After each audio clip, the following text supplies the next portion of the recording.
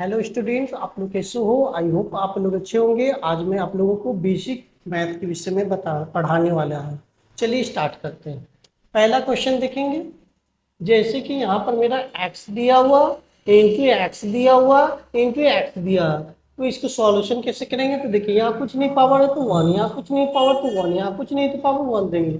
यहाँ 3x है तो एक एक्स को लिखा जाता है। और यहाँ one one one, total power कितना हो गया? 3 हो गया, तो यहाँ 3 लिख देंगे। इसी तरह से दूसरा क्वेश्चन देखें। जैसे मान लीजिए यहाँ एक्स स्क्वायर दिया हुआ, यहाँ एक्स दिया हुआ, यहाँ एक्स क्यूब दिया हुआ है, तो इसको सॉल्यूशन कैसे करेंगे?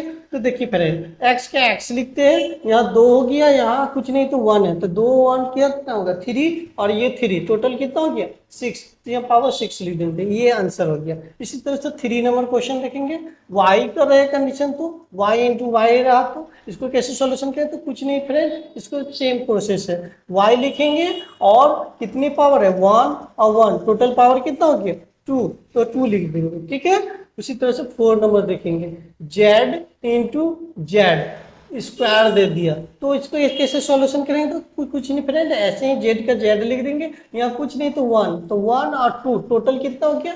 3 हो गया। ठीक है। 5 नंबर का देखेंगे क्वेश्चन।